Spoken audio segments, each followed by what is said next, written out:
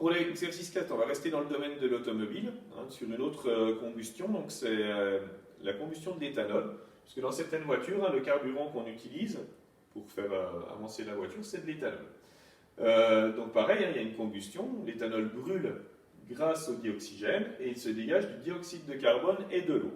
Donc la première question, on vous demandait d'écrire la réaction chimique.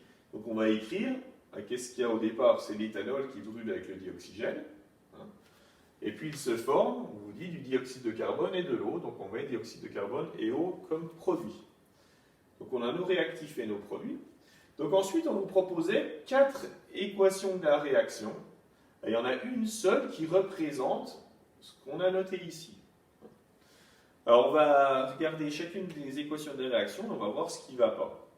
Donc la première chose à vérifier, c'est qu'on a bien les bonnes formules chimiques. Donc par exemple, l'éthanol, ça s'écrit C2H6O. Donc là, ça fonctionne, puisqu'on vous donnait la formule au-dessus. Le dioxygène, c'est O2, pas de problème. Le dioxyde de carbone, donc c'est CO2. Et là, on voit qu'il y a un problème, puisqu'on a marqué C2O2. Donc c'est ça qui ne va pas dans cette première équation de la réaction. Ce qui ne va pas, c'est que C2O2 n'est pas la formule chimique du dioxyde de carbone. Au niveau de la deuxième équation de la réaction, donc là on a bien l'éthanol, C2H6O, on a bien le dioxygène O2, on a bien le dioxyde de carbone, cette fois-ci CO2, et on a bien la formule de l'eau H2O. Donc il nous reste à compter les atomes de chaque côté pour vérifier qu'on ait le bon nombre d'atomes du côté des réactifs et du côté des produits. Donc du côté des réactifs, si on regarde, on a 2 atomes de carbone, du côté des produits, on a 2 atomes de carbone. Ensuite, on a 6H, donc ça fait 6 atomes d'hydrogène, puisqu'on n'a pas d'hydrogène ici. De ce côté-là, l'hydrogène il se trouve ici, on a 3 fois 2, puisque c'est 3 molécules complètes d'eau. Donc 3 fois 2, ça nous fait 6 aussi. Donc on a 6 hydrogènes des deux côtés. Il ne nous reste plus qu'à vérifier le nombre d'atomes d'oxygène.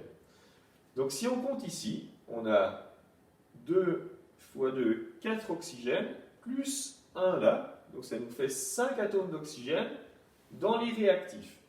Et puis dans les produits, on a 2 fois 2, donc ça nous fait 4 atomes d'oxygène, plus 3 oxygènes. Donc ça nous fait 4 plus 3, ça en fait 7. Donc on n'a pas le même nombre d'atomes d'oxygène de chaque côté. C'est ça qui ne va pas dans cette équation de la réaction. Là, ici, on a 5 atomes d'oxygène, alors que là, du côté des produits, on en a 7. Alors au niveau de la troisième équation de la réaction, donc on voit que normalement ici ça devrait être de l'éthanol, mais c'est du dioxyde de carbone. Ça devrait être du dioxygène, mais c'est de l'eau. Ça devrait être du dioxyde de carbone du côté des produits, mais c'est l'éthanol. Et ça devrait être de l'eau, et c'est le dioxygène. Donc en fait, dans cette réaction, dans cette équation de la réaction, on a complètement inversé les réactifs et les produits. Tout ça, ça devrait être de ce côté-là, et ce qui est là, ça devrait être du côté des produits. Donc voilà pourquoi elle est fausse. Donc bien sûr, la dernière, du coup, elle est juste. Par contre, on va vérifier pour voir si elle est bien juste. Donc au niveau des formules chimiques, déjà l'éthanol, on a bien C2H6O ici. Le dioxygène, on a bien O2. Le dioxyde de carbone, on a bien CO2. Et puis l'eau, on a bien H2O. Cette fois-ci au niveau du nombre d'atomes dans les réactifs et dans les produits. Donc là, on a 2 atomes de carbone et on retrouve dans les produits 2 atomes de carbone. On a dans les réactifs 6 atomes d'hydrogène et dans les produits, on retrouve 3 fois 2, donc 6 atomes d'hydrogène également. Enfin, au niveau des atomes d'oxygène, donc dans les réactifs, on a un atome d'oxygène ici, plus 3 fois 2. Donc en tout, ça nous fait 7 atomes d'oxygène dans les réactifs. Et dans les produits, on a 2 fois 2 atomes d'oxygène ici, plus encore 3 oxygènes. Donc ça nous fait bien 7 atomes d'oxygène dans les produits et 7 atomes d'oxygène dans les réactifs. Donc ici, l'équation de la réaction, elle est bien ajustée puisqu'on retrouve le même nombre d'atomes du côté des réactifs et du côté des produits. Donc c'est cette réaction chimique-là qui se passe dans le moteur qui fonctionne grâce à l'éthanol.